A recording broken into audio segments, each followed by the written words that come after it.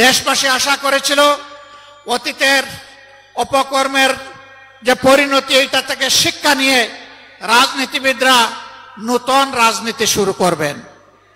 কিন্তু আমরা দুঃখের সাথে দেখতে পাচ্ছি একদল সেই পুরাতন ধারায় পড়ে আছে।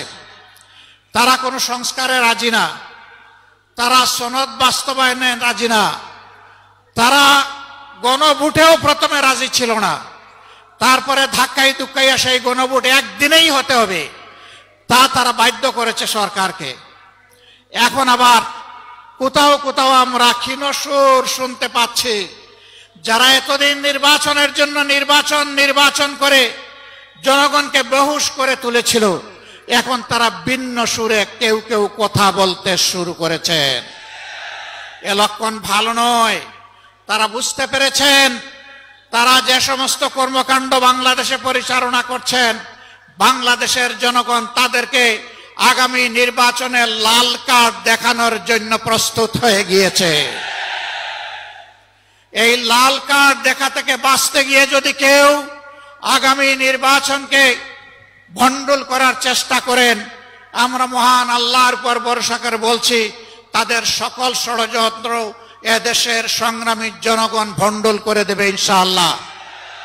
কেউ যদি আবার চিন্তা করেন জনগণের সমর্থন পাব না, তাহলে বাঁকা পথে প্রশাসনিক কুর মাধ্যমে আমরা নির্বাচনের ক্রেডিট হাইজ্যাক করব, তাদেরকে বলবো বন্ধু, সেই সূর্য ডুবে গেছে, এই সূর্য আর বাংলাদেশে উঠবে না। এই সূর্য আর কালো সূর্য বাংলাদেশের মুখ দেখবে না। এখন নতুন সূর্যের উদয় হবে, সেই সূর্য কোরআন বুকে নিয়ে উদিত হবে ইনশাআল্লাহ। বাংলাদেশ থেকে অপশাসন দূর হবে। মোটে মাঝি শ্রমিক ছাত্র জনতা, এই বাংলাদেশ হবে তাদের বাংলাদেশ। লুটে তাদের হাত থেকে উদ্ধার করে বাংলাদেশ তুলে দেওয়া হবে দেশপ্রেমিক জনগণের হাতে ইনশাআল্লাহ। আমাদের যুব সমাজ যেই আকাঙ্ক্ষা নিয়ে রক্ত দিয়েছে, তাদের আকাঙ্ক্ষার সাথে আট দল সম্পূর্ণ একমত। এই আকাঙ্ক্ষার বিপক্ষে যারা দাঁড়াবেন, জনগণ আগামী নির্বাচনে তাদেরকে আর ক্ষমা করবে না। আমি অত্যন্ত বিনয়ের সাথে বলতে চাই, আজকে দেশপ্রেমিক সকল ইসলামী দল এবং আরো কিছু দেশপ্রেমিক দল মিলে আট দলীয় আমাদের কর্মকাণ্ড পরিচালিত হচ্ছে। দুই একটি ইসলামী দল এখনো তার বাইরে আছেন।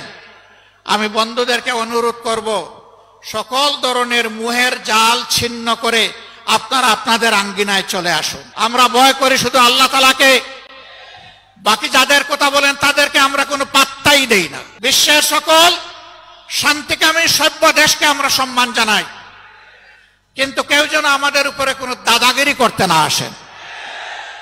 আমরা আর কারো দাদাগিরি দেখতেও চাই না, বরদাস্ত করতেও রাজি নই। বাংলাদেশ চলবে আল্লাহ তাআলার নির্দেশ মোতাবেক, এই দেশের জনগণের পছন্দে। এর বাইরে কারো পছন্দের কথা আমরা শুনতে চাই না। যারা অন্যদের তল্পিবাহক হবেন তাদেরকে বলবো, আগে যারা তাবেদারি করেছে তাদের থেকে মেহেরবানি করে একটু শিক্ষা গ্রহণ করুন। যারা গিয়ে তাদের পেটে আশ্রয় নিয়েছে, এটা অখাদ্য, এরা ওখানে গিলতেও পারছে না, ফেলতেও পারছে না। এই পর্যায়ে এসে গেছে। আপনারা যাবেন কোথায়? আপনারা এই দেশে থাকেন, এই দেশে থাকেন, এই দেশের মানুষের তাদের যে আকাঙ্ক্ষা সেটাকে উপলব্ধি করার চেষ্টা করেন।